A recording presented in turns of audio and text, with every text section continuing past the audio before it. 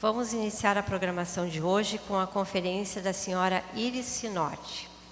Psicóloga, é natural de Salvador, na Bahia, especialista em terapia junguiana, recursos humanos e em terapia transpessoal. Coordena e apresenta o estudo da série psicológica de Joana de Ângeles no Centro Espírita Caminho da Redenção, Mansão do Caminho, em Salvador. Mantém na FEB TV o programa Vida Plena com Joana de Ângeles. É articulista das revistas Presença Espírita, da Mansão do Caminho, da The Spirits Magazine dos Estados Unidos e do Correio Espírita do Rio de Janeiro. Co-organizadora do livro Os Evangelhos e o Espiritismo, lançado em 2010. Co-autora das obras Refletindo a Alma, a Psicologia Espírita de Joana de Ângeles e Espelhos da Alma, uma jornada terapêutica. E dos DVDs, curso em 22 módulos das videoaulas da série psicológica de Joana de Ângeles. Passo a palavra, então, à senhora Iris Sinotti.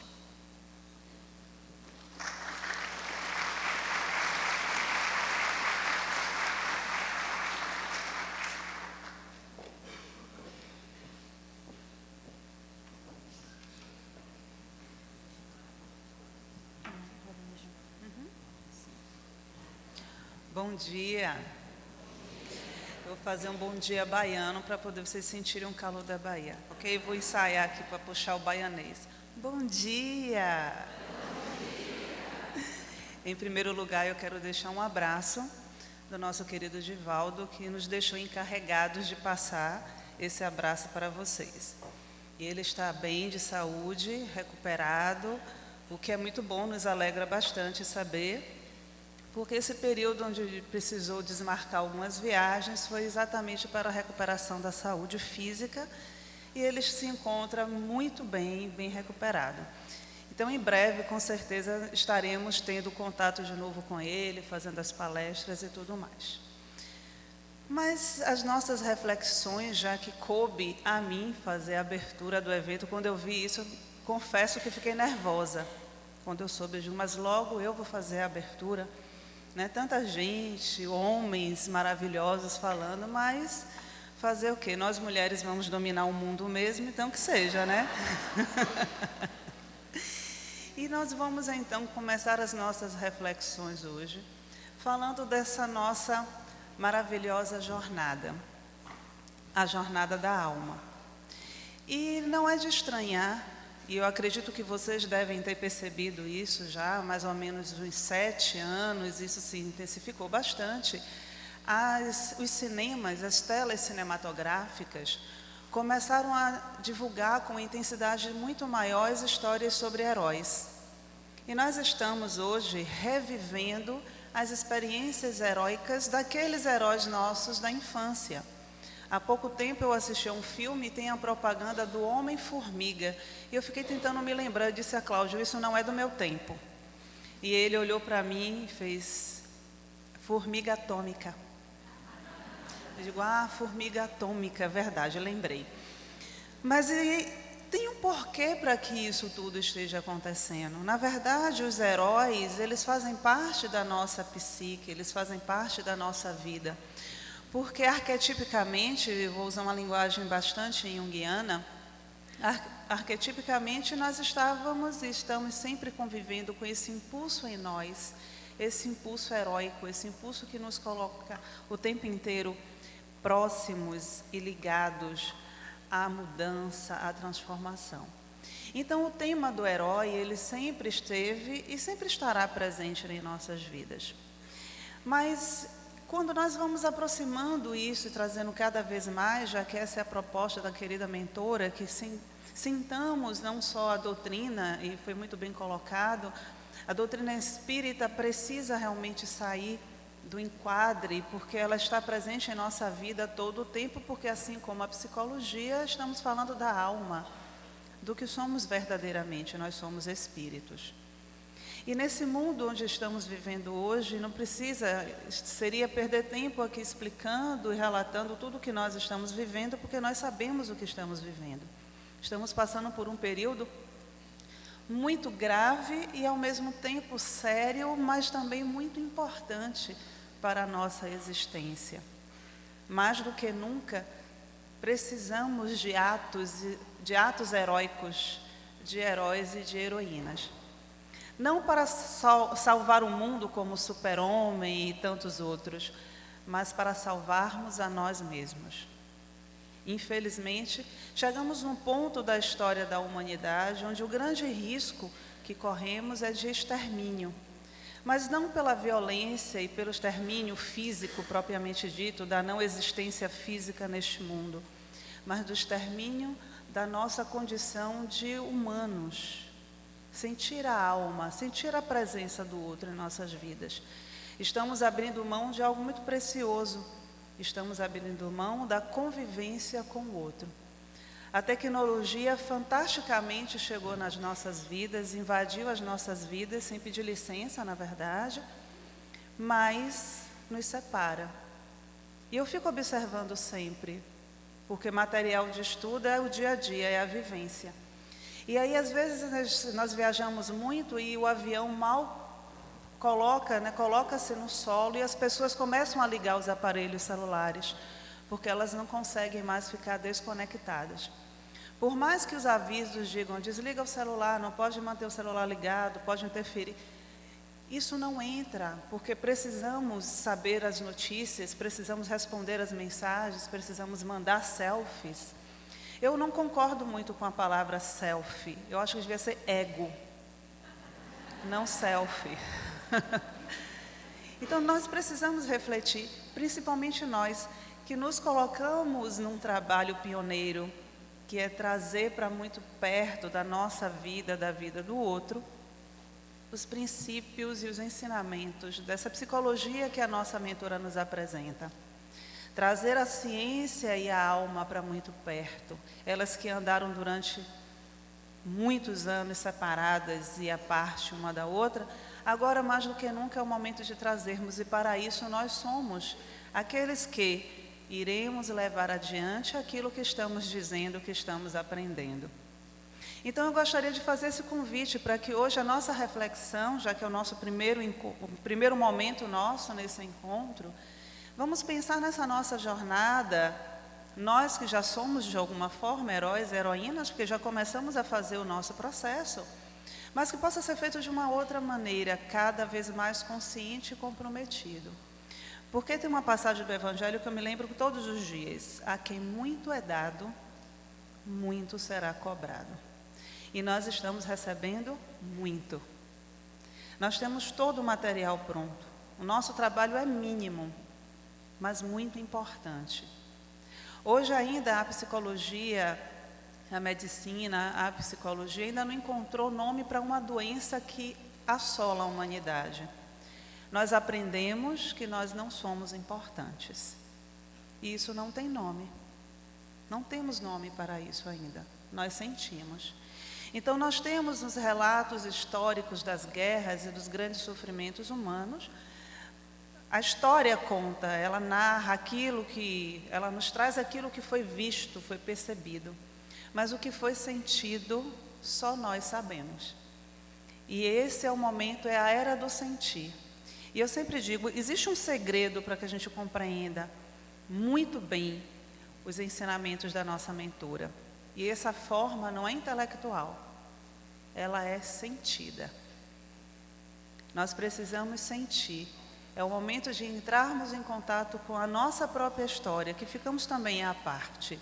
E termos a certeza de que nós somos parte desse projeto divino e que nós estamos nesse caminho sim, nessa jornada heróica da nossa alma, desde o momento em que o nosso planeta foi criado.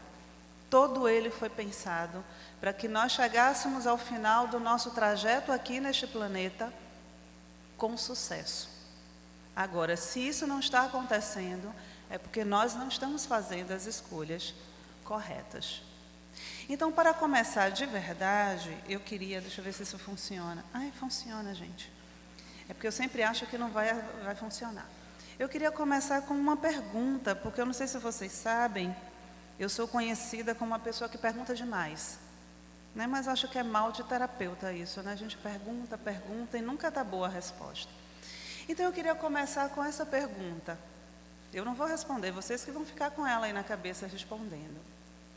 Qual caminho preciso trilhar para tornar-me humano? Talvez possa parecer estranha essa pergunta, porque afinal de contas somos humanos. Mas a minha ideia é que a gente possa aprofundar isso. Junto com isso vem uma outra reflexão. Nós estamos vivendo um período onde a doença emocional campeia. Então, nós sabemos que a indústria farmacêutica, os consultórios médicos, psiquiátricos, eles estão cheios de pessoas que estão sofrendo das emoções. Nós não sabemos lidar com isso.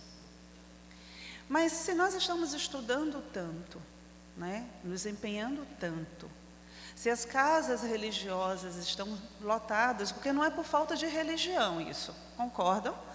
Nós temos muitas religiões. Outro dia eu passava na rua, entre a rua para chegar à minha casa, e eu fui contando do início da rua até o final, até chegar na rua onde moro. E tinham 17 instituições religiosas em uma rua. Eu moro numa região em Salvador onde tem a maior concentração de centros espíritas da cidade. Então não é falta de religião. Então nós precisamos nos perguntar o que é que falta. E eu escolhi um herói para a gente fazer as nossas reflexões. Disse bem, eu vou falar de jornada heróica, precisamos de um herói. E eu fiquei pensando em um herói que se aproxima muito do que eu quero abordar com vocês hoje, de nosso papel hoje. E esse herói se chama Pinóquio. Vocês conhecem Pinóquio? Aquele bonequinho de madeira? Pois é, esse vai ser o nosso herói de hoje. Então, a partir de agora, nos sintamos Pinóquio. Vocês devem estar pensando só no nariz que cresce quanto mente, né? Mas não é disso que eu quero falar hoje. Pinóquio, aquele bonequinho que queria ser gente. Era essa a função. Tudo que Pinóquio fez foi para se transformar em um garotinho humano. Então nós, naquele estado ainda de madeira, de Pinóquio, sem coração e sem cérebro, começamos a nossa jornada. E nós acreditamos verdadeiramente que nos conhecemos. E se nós realmente nos conhecêssemos como deveríamos nos conhecer, nós não estaríamos sofrendo da forma que sofremos. O sofrimento faz parte da jornada, mas não seria da forma como está sendo. Então precisamos nos perguntar o que falta. Qual foi a estrada que eu abandonei a partir do momento que eu nasci?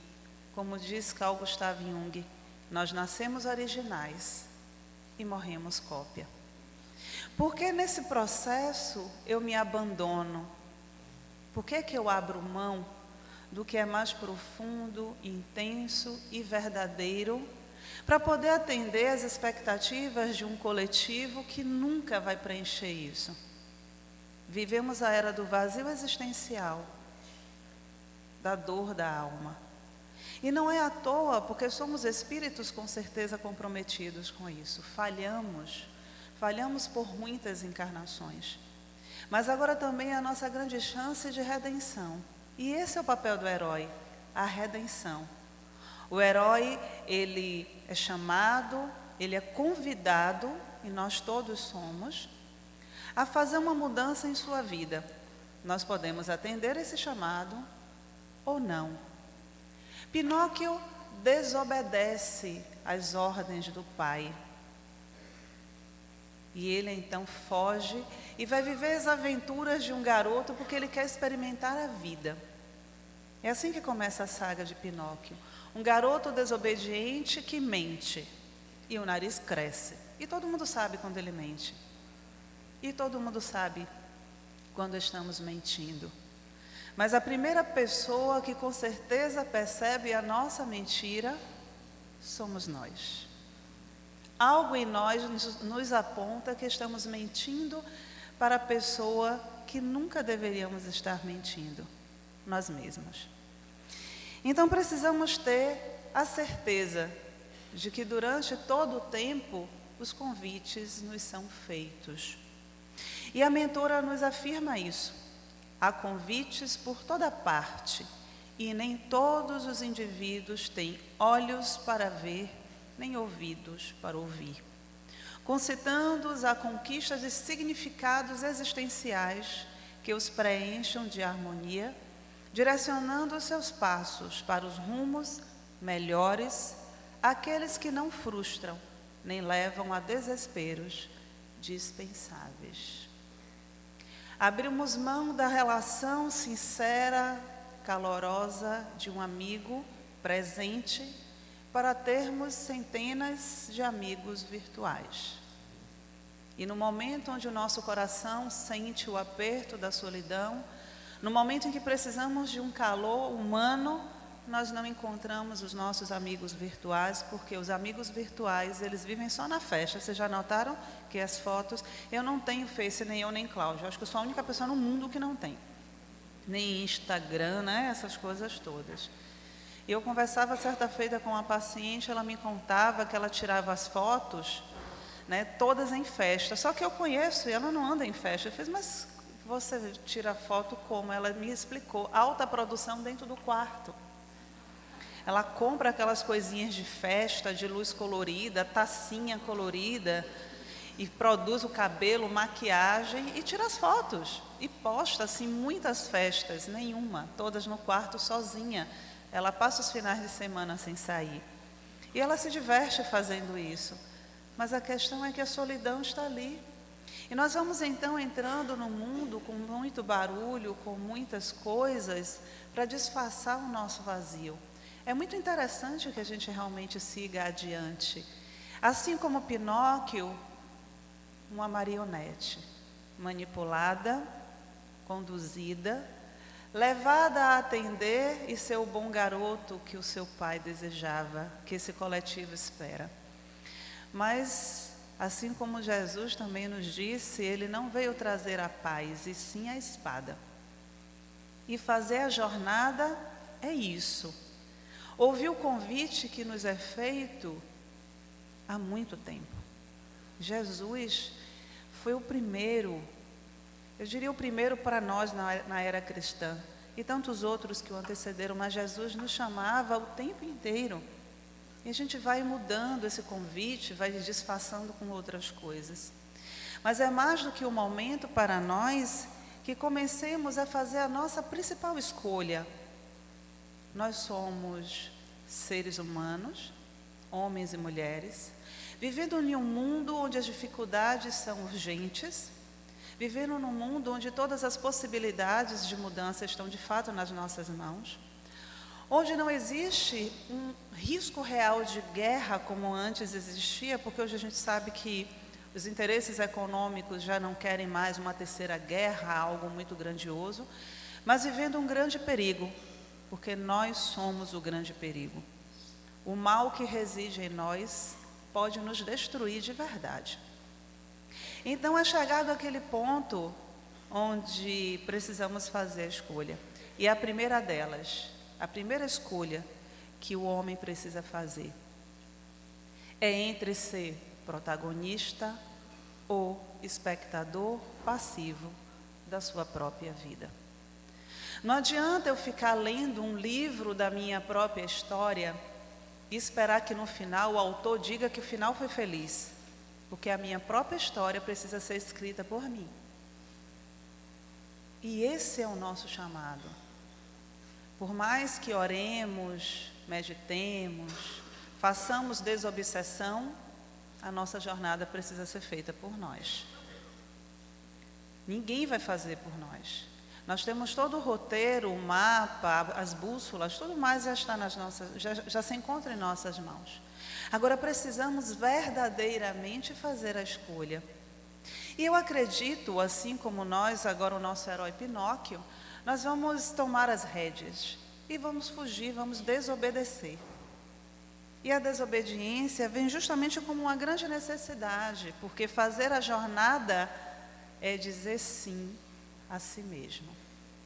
Isso pode ser muito interessante, mas dizer sim para mim vai ser algo fantástico. Não é. Não é porque nós não fomos educados para isso, porque isso é feio, é egoísta, é vaidoso, e isso nos levará para o inferno.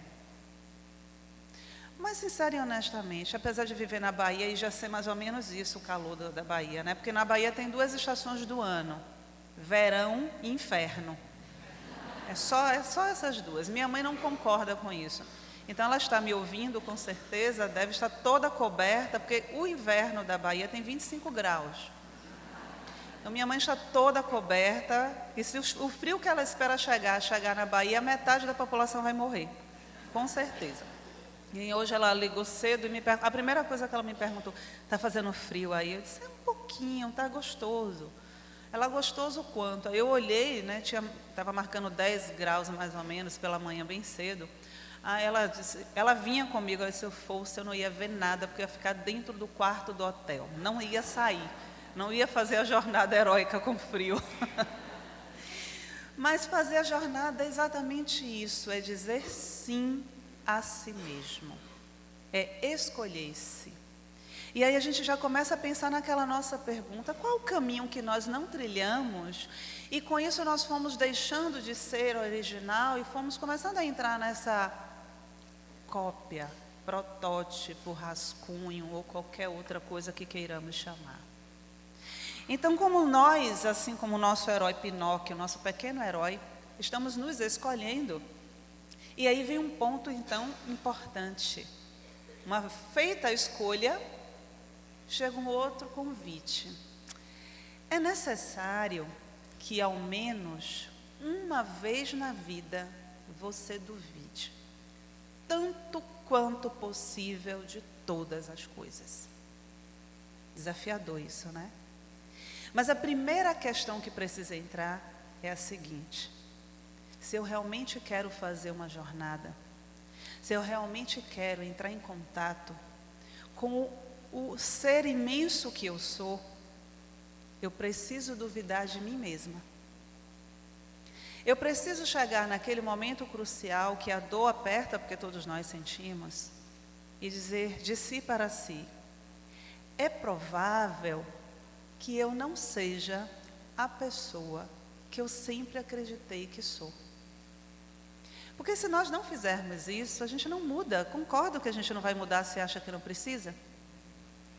E isso, ao mesmo tempo que assusta, não sei vocês, mas eu fico numa curiosidade de saber quem é essa pessoa, e isso me dá energia. Então é necessário que façamos isso. Duvidemos. Porque a dúvida, ela é amiga do conhecimento. Quando nós não nos permitimos duvidar, é porque em algum momento paramos de pensar. Estamos aceitando tudo pronto. E isso não combina. Não combina com alguém que está fazendo uma caminhada, não combina com alguém que está em ascensão, não combina com seres espirituais que somos. Isso combina com a estagnação. Então, assim que nós escolhemos atender a nós, assim que nós começamos então a duvidar, vem um outro ponto, e esse é o ponto mais importante, talvez, todo o trabalho da nossa jornada. Torna-se-lhe, e aí Joana de Ângeles, durante toda a sua obra, ela vai trazer isso, torna-se-lhe imperioso mergulhar no inconsciente individual, a fim de descobrir-se e verificar as possibilidades de crescimento que se lhe encontram acessíveis para os grandes momentos de transformação interior. Toda a história de herói, no final, tem um tesouro que ele encontra. O herói casa, eu acho o casamento o melhor tesouro, não sei se vocês concordam, né? Eu acho que o final feliz é com casamento. Mas ele vai encontrar um elixir, um mapa, ele vai trazer, vai salvar uma princesa em apuros, ele vai matar dragões. E nós fazemos isso todo o tempo. Nós encontramos, e essa é a primeira proposta que Joana nos traz. A partir do momento em que eu duvido, eu abro as portas para a minha mudança. E essas portas, elas abertas, elas não me levam para fora, elas me levam para dentro. E uma vez que eu entro, eu preciso perceber que lá existe um tesouro que eu não usei ainda. Sabe a parábola dos talentos? nós enterramos o nosso tesouro. Jesus nos disse isso. Enterramos. E a maioria de nós sequer sabemos quais são esses tesouros. E fomos passando pela esteira das encarnações e fomos deixando. Isso foi ficando tão soterrado no nosso inconsciente que talvez seja necessário que façamos uma escavação bem mais demorada. Mas precisamos fazê-la. Então, o que a mentora vai nos colocar como desafio, e o desafio do ser humano nesse momento é justamente o do autodescobrimento, é que possamos verificar quais são as nossas possibilidades reais.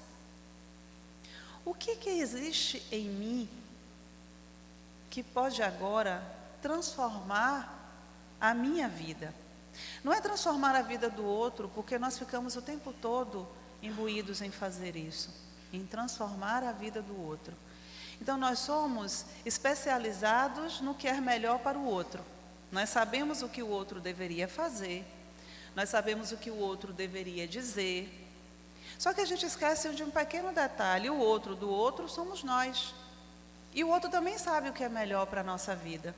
Só que não funciona isso. Então, se o que o outro acha que é melhor para a minha vida não funciona, a probabilidade do que eu acho que é melhor para a vida do outro funcionar é mínima também. Então, quando eu começo a pensar que eu, Pinóquio, que não tenho um coração, que não tenho cérebro ainda, que sou um garotinho de madeira, marionete, não quero mais conhecer isso, eu fujo. E Pinóquio tem um encontro muito curioso, porque ele encontra com um bichinho que faz um barulho, que é o grilo. Grilo já faz barulho, falante, ainda bem que não é mulher, porque se fosse mulher ia ser uma tragédia para Pinóquio, ele não ia aguentar. Eu não concordo, quer dizer, eu não concordava que mulher fala muito. Vocês acham que mulher fala muito? Homem que fala pouco, né? Não é a mulher que fala muito. Mas eu fiz um estudo, porque eu gosto de ter provas para usar os meus argumentos, porque meu marido, né? Então eu preciso de provas. E eu fui estudar, então eu descobri o seguinte, que o nosso campo da fala está no cérebro todo, e o do homem não. Então não é porque a gente fala muito, eles são incapacitados. Não é melhor a gente entender desse jeito? Então, quando eu estou lá no auge da fala, porque às vezes, 1 da madrugada, me vem uma ideia e eu quero que Cláudio escute, né? Então, no auge das minhas falas, eu lembro disso, eu digo, coitado, é incapacitado. Então, aí eu fico calma e a gente se entende. Então, Pinóquio encontra um grilo falante que, para a infelicidade dele, não era uma mulher. E o que é que Pinóquio faz no seu primeiro encontro com o grilo? Ele pega o martelo e dá no pobre do grilo. E é assim que a gente faz. A nossa primeira oportunidade de desenvolver, de ampliar a nossa consciência, a gente rejeita. Porque é inevitável que isso aconteça.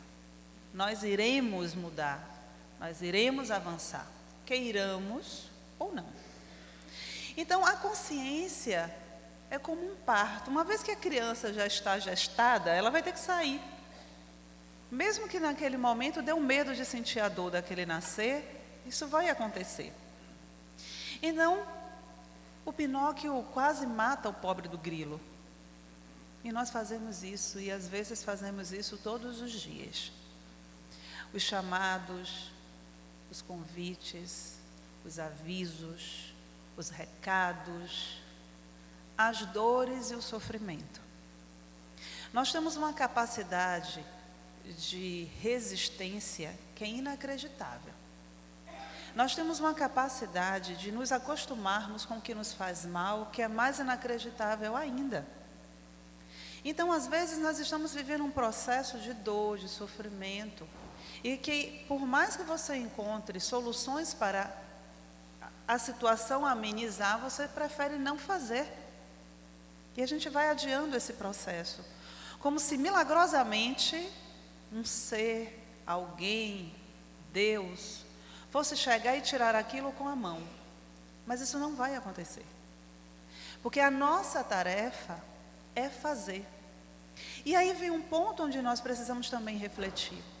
Imaginemos-nos que quando nós reencarnamos, cada um de nós recebeu uma peça de um quebra-cabeças. E que essa peça precisa ser montada em conjunto. E cada um de nós que consiga pôr a sua peça no lugar certo, consegue avançar e ganhar um nível de consciência maior. Mas ao mesmo tempo que ele avança, ele ajuda a completar aquele quebra-cabeças, que vai se tornando cada vez maior. E que a minha consciência faz com que o coletivo também ganhe uma consciência mais ampla. Então eu pergunto a vocês, se de repente eu decido que não vou colocar a minha peça nesse quebra-cabeças, o que acontece? Fica um buraco, não fica? Então, se eu desisto, se o outro desiste, se o outro desiste, o nosso quebra-cabeça coletivo fica cheio de buracos. E isso então nos remete à nossa responsabilidade. O fracasso de um único ser humano é o nosso fracasso. E a gente não pode ficar à parte disso. O sucesso de um ser humano é também o nosso sucesso. E aí eu retomo o pensamento de Carl Gustav Jung. Nós não somos seres separados. Nós temos uma ligação psíquica. E avançando mais ao olhar do espírito, nós somos filhos do mesmo Pai.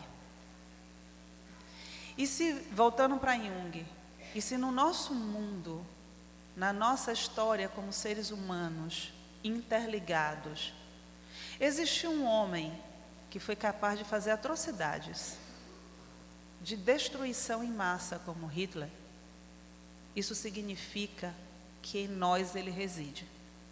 E que nós precisamos encontrar e conversar com o Hitler que existe em nós todos os dias. Porque eu sou capaz de destruir o outro e de destruir a mim mesma de uma maneira tal que eu não reconheço. Mas ao mesmo tempo, se existiu no mundo um homem com a capacidade indescritível de amar, como Jesus, isso significa que em nós ele também reside. E que nós também precisamos todos os dias entrar em contato com Jesus que reside em nós, para que possamos aprender a amar, iniciando pelo nosso amor, o alto amor.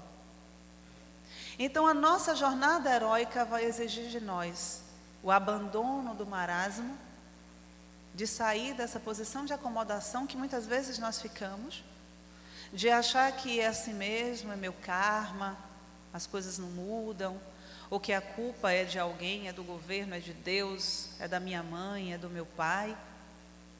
Sair daquela condição cômoda de que de repente alguma coisa vai acontecer e vai mudar. Abrir mão da rebeldia, porque a rebeldia nada mais é do que comportamento infantil, porque não adianta. Precisamos de ação, de atitude, de escolhas conscientes. E não há mais tempo para a gente ficar igual a criança fazendo birra. Precisamos realmente levantar a cabeça e assumir quem somos. Somos filhos de Deus. E isso é muita coisa. Isso é grande. E se nós não tivermos essa capacidade de fazer um mergulho interno e encontrar lá dentro de nós essa energia, a nossa jornada realmente fica muito mais difícil. Mas ela vai acontecer. E a gente só vai precisar escolher. Eu posso fazer uma travessia imensa pelo mar da escuridão, e Pinóquio, o nosso herói, fez porque ele foi engolido por uma baleia. Vocês conhecem a história do Pinóquio, né? Pois é, ele foi engolido por uma baleia e ele ficou lá dentro. Mas houve algo interessante quando Pinóquio estava lá dentro, que é o que acontece conosco. Lá dentro, Pinóquio percebeu o quanto ele amava o pai, Gepeto. O quanto ele queria ser um garoto de verdade. O quanto ele estava fazendo escolhas erradas, equivocadas. O quanto o grilo falante dizia a ele coisas que eram importantes. É só na barriga da baleia que a gente percebe isso. É só na escuridão do nosso ser que a gente encontra a nossa verdadeira luz. E aí vem uma outra pergunta para nós. Estou disposto a descobrir a verdade sobre mim? Eu estou realmente disposto e disposta a talvez descobrir que eu não sou a pessoa tão boa quanto eu achava que era ou gostaria de ser? Mas será que talvez o mais difícil seja a segunda opção? Será que eu já estou pronta para descobrir que eu sou muito melhor do que o que eu pensava ser? Porque às vezes a gente vai se adaptando tanto ao mal que a gente vai dando um jeitinho brasileiro no mal.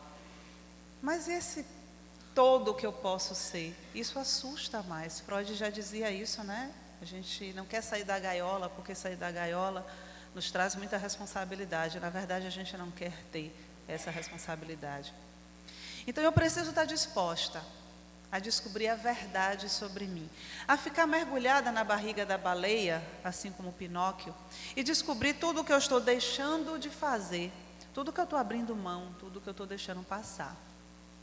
Porque trata-se da inexorável lei do progresso.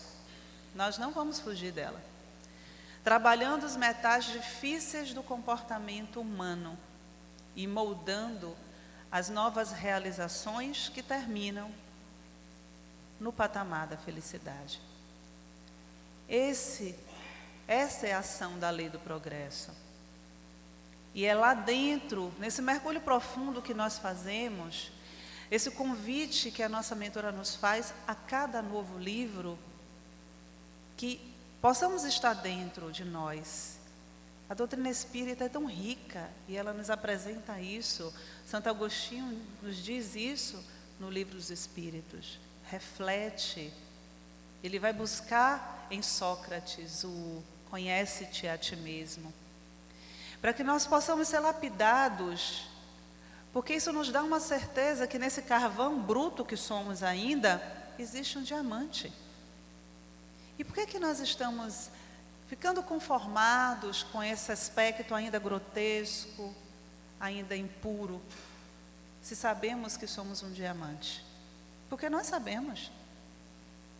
Então a lei do progresso, ela vai atuar, e a melhor maneira de passar por isso é uma escolha consciente, sendo protagonista da própria vida. Eu escolho a mim, eu quero fazer isso. Não cabe mais ficar culpando os meus pais, culpando a situação econômica, financeira, espiritual, o obsessor. E aí a gente vai achando culpa para todo mundo. E eu acho isso muito interessante, às vezes, no comportamento do espírita, porque cada religião vai culpar, né, dentro dos seus padrões. Mas no nosso caso, a gente culpa o obsessor.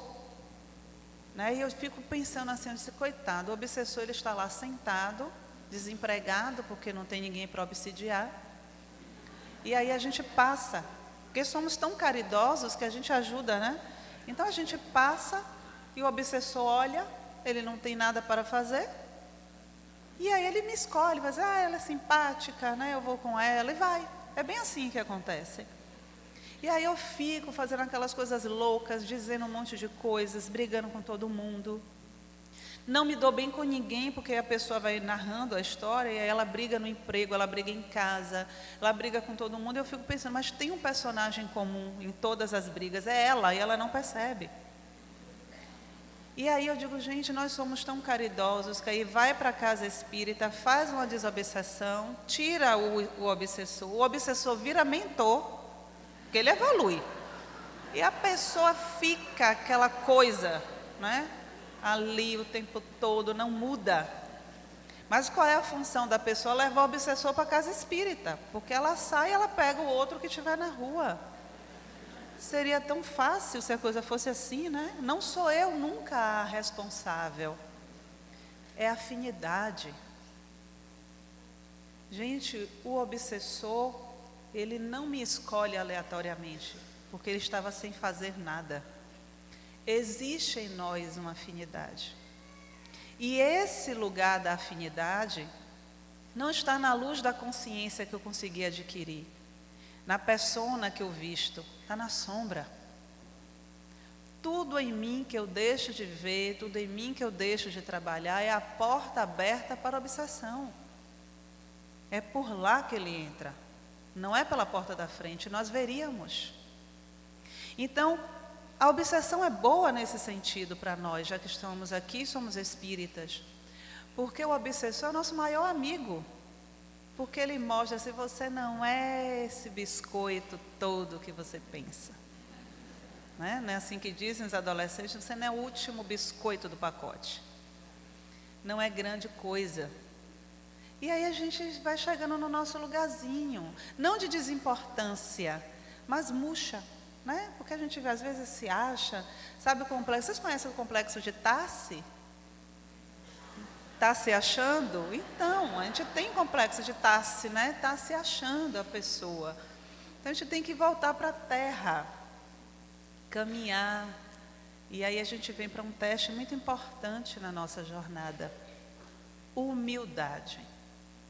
Ou palavra linda, mas de difícil atitude, né? De difícil ação. Humildade. O homem, a palavra homem vem da mesma origem da palavra humildade. Humus, terra, terra fértil, terra úmida. E somos essa terra. A terra onde o tempo inteiro Deus deixa pronto para ser germinada. A terra onde Jesus semeou todo o seu ensinamento. A terra onde o Evangelho vem sendo colocado. A terra onde Joana vem trazendo a proposta da psicologia espírita. E nós insistimos em deixar essa terra infértil. E às vezes até quase inútil. Então, é preciso, assim como Carl Rogers vai fazer essa descoberta.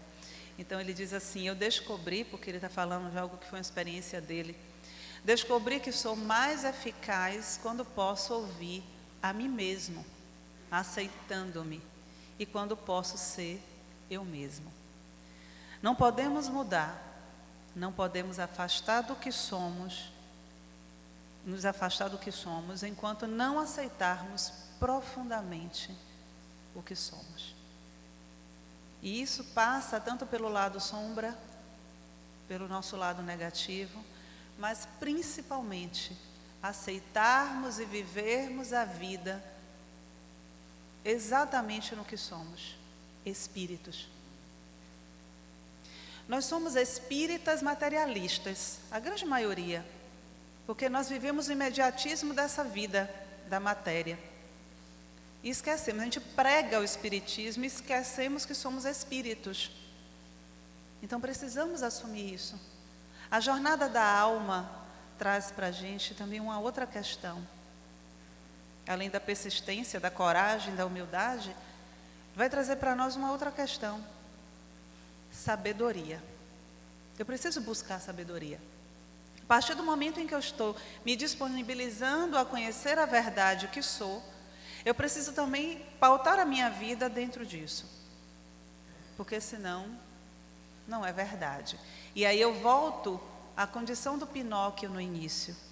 Eu vou mentir e o meu nariz vai crescer. A minha consciência vai doer porque eu vou estar martelando todo o tempo o grilo falante. Então eu preciso ter um ponto de certeza. O homem precisa. Nós precisamos daquilo que em nós há de pior, se pretendemos de fato alcançar o que existe de melhor em nós. Os dois extremos, os dois pontos que nós ficamos o tempo todo nos afastando. E ficamos num ponto no meio que não é um ponto de equilíbrio, mas sim um ponto de neutralidade, de preguiça, de acomodação. Então é fazendo um processo de conhecimento com a sombra, de reconciliação com o outro que existe em nós. Esse é o ponto máximo da nossa jornada. A consciência de que estamos vivendo uma vida, que reencarnamos, porque temos um trabalho de fato a fazer. Temos. E esse trabalho é sermos melhores. É a nossa obrigação moral. Temos uma obrigação moral com o mundo. Essa é a maior herança que podemos deixar para os nossos filhos, até porque, como Joana nos afirma, nós somos herdeiros de nós mesmos. E aí, como nós esquecemos que somos espíritos, A gente está esquecendo que o mundo que eu construí hoje, o que eu deixar hoje, eu vou adquirir na minha próxima encarnação. Quando eu voltar, eu vou colher os frutos, porque eu estou plantando. E eu preciso colher, e vou colher. Então, esse ponto de reconhecimento que talvez aquilo que eu coloquei lá no meu inconsciente, aquele tesouro, aquele talento, que se transformou em algo tão negativo, danoso talvez para mim, pode ser exatamente o que eu preciso. Eu não sei se vocês costumam ler contos de fadas, mas já que estamos falando de uma linguagem simbólica, muitos dos contos e até das sagas heróicas, quem ajuda o herói, quem ajuda a princesa, são os ratinhos, as formigas. São seres diminutos e desprezados. Essas partes em nós que desprezamos é que normalmente nos salva. Então nós precisamos fazer de fato esse mergulho, precisamos chegar lá embaixo de nós e transformar todo aquele lixo e entulho e cascalho em diamantes também. Então eu consigo compreender que o mundo que vivo é reflexo do estado da minha alma. Eu percebo isso. Ou eu continuo reclamando, me queixando, querendo que o mundo mude e se adeque às minhas necessidades, e não que eu faça um processo de individuação para que eu possa verdadeiramente me transformar e transformar o mundo que eu encontro. Eu já percebo, eu realmente me sinto responsável pela mudança que todos nós queremos e buscamos. Quando nos conscientizarmos de que de que o que estiver errado no mundo está errado dentro de nós mesmos e aprendermos a lidar com a nossa própria sombra, teremos feito algo verdadeiro para o mundo. Esse é um ponto importantíssimo na saga do herói. É quando o herói passa por todas as suas provas e ele precisa voltar, porque ele precisa tomar conta do seu reino. E aí tem uma passagem muito bela no Evangelho de Jesus, quando ele é perguntado se ele é rei. E Jesus responde: o meu reino não é desse mundo. Mas a resposta de Jesus, ao mesmo tempo, é uma afirmação de que ele é rei. Porque Jesus, ele não respondia de nenhuma forma diferente que não: eu sou. Esse homem, esse ser individuado inteiro, esse homem que naquele momento estava na carne como todos nós, esse exemplo de humano completo. Ele dizia: eu sou, mas o meu reino não é daqui, não dessas coisas. E nós sabemos qual é o nosso reino? Nós estamos prontos para assumirmos esse reino? Porque o que é que nós fazemos com as pessoas que ousam dizer que sabem o seu reino? A gente crucifica, assim como fizemos com ele. Continuamos a fazer. Não são aceitas essas pessoas. É estranho para nós alguém que está nessa busca e que começa a se revelar. Nós aprendemos a lidar muito mais com a hipocrisia do que com a autenticidade. E a gente precisa realmente reconhecer isso. Porque quando eu convivo com isso no coletivo, isso se torna normal. E ao se tornar normal, eu faço. Então eu preciso me dar conta se o mundo que estamos vivendo não é ainda um mundo desejado e esperado, então eu preciso mudá-lo. Mas assim como o nosso quebra-cabeça que nós estamos montando coletivamente, eu preciso olhar e perceber se eu já coloquei as minhas peças.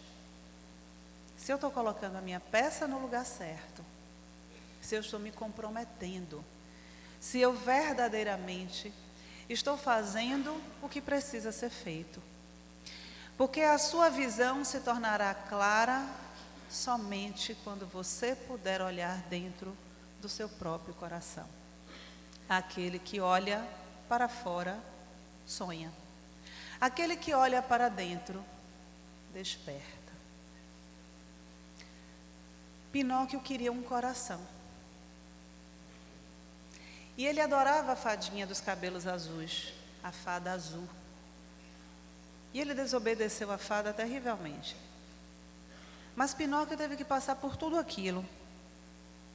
Pinóquio desobedeceu, foi engolido pela baleia, lutou para sair, foi dado como perdido, o seu pai sofreu. Mas Pinóquio olhou para dentro. E precisamos fazer isso. Precisamos olhar para dentro. Só assim seremos seres despertos, conscientes da nossa jornada e principalmente conscientes do nosso propósito. Porque aqui vem a pergunta principal da nossa jornada. A minha vida é direcionada a um propósito maior? Eu estou atendendo a qual Senhor? A Deus ou a Mamon? Eu estou atendendo às demandas e necessidades diminutas do ego? Ou eu estou atendendo a alma, o self, o espírito que sou? Eu realmente quero a segurança e a certeza do sucesso, do reconhecimento e do aplauso imediato? Ou eu quero a sensação de paz, de harmonia, minha e do outro?